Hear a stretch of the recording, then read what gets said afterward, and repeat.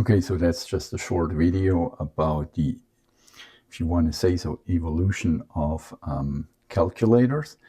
Let's start with this one. That's a pretty old one. It's from the 80s, but it could represent also one from the early 70s. And what I like about this one, that's the one I'm actually still using today. You see the display, it's actually backlit. Then we have a standard calculator, which most people might, if they use one today, use like this one with an LCD screen. Unfortunately, this one is not backlit. And then we have like larger calculators like this one from Texas Instruments, which gives you a lot of function, and you can actually also do some graphics. And then we come to a more modern version of a Texas Instrument calculator. So this one, you see, you can even run spreadsheets or different other applications. It's backlit. It also has a USB connector, so you can actually upload software on this one. Like, for instance, there are like Super Mario clone games for this. I can't do it with this one because I landed this one from somebody, so I don't want to install any software. And now the most common use nowadays for calculators, and that's what most people use nowadays, it's maybe on their cell phone, like on an iPhone. And you see, even on an iPhone, you have like scientific functions if you want to use them. So usually if you have it in vertical screen, it's just a simple calculator, and then you tilt it. Then you have, if it works, scientific calculator.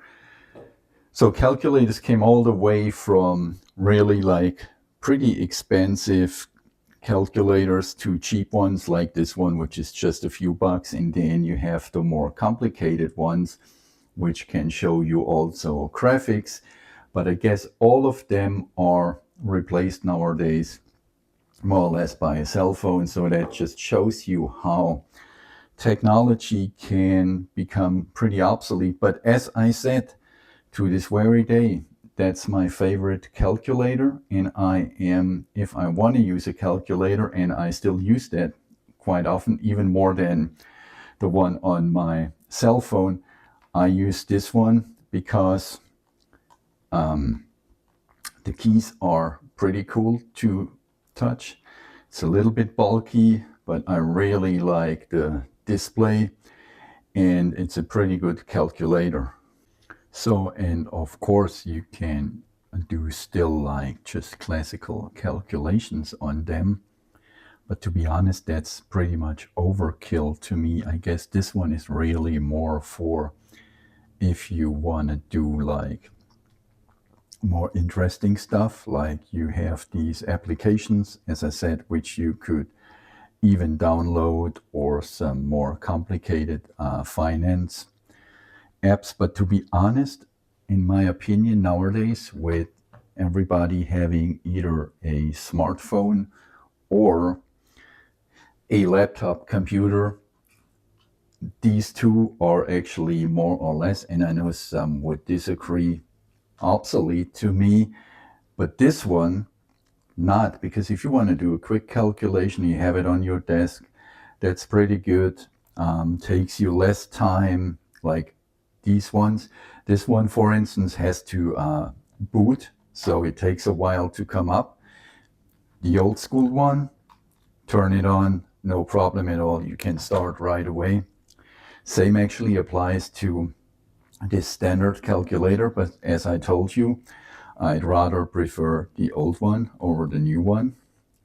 And you might see why, because if I would turn off the light, I still could see what's going on here. The new one with the LCD display, no chance. Same here, actually. It's a good calculator, but the problem is also not backlit. So this one, the TI-84 plus CE, that's actually pretty good. if you want something like this, and you see it has the USB connector here, but I guess everyday use, most people nowadays would just use an old iPhone or their iPhone, whatever they have in their pocket, and you basically have all the functions you have. And if you even need more functions, you would just download an app with a even better calculator. So I'm guessing big calculators like this become obsolete down the road. They're pretty expensive, like some of them are more than $200, at least more than $100. And I guess nowadays, except for school purposes, there is not much sense anymore in them. So I guess the standard calculator still has some life in it and might will survive. These, I doubt it, that there is a use case down the road in the future. Correct me if I'm wrong, but all you can do with these more complicated calculators you can do on a cell phone nowadays. And you see the screen is even bigger, and that's a pretty old iPhone I'm using as an example. But you see there, for me, there is not really much a market more for these more complicated calculators. There will be always a market maybe for just a basic calculator. And yeah, I'm gonna keep this one forever. It works. It's from the early 80s, and it's just a pretty good calculator, and it looks pretty retro and cool as well.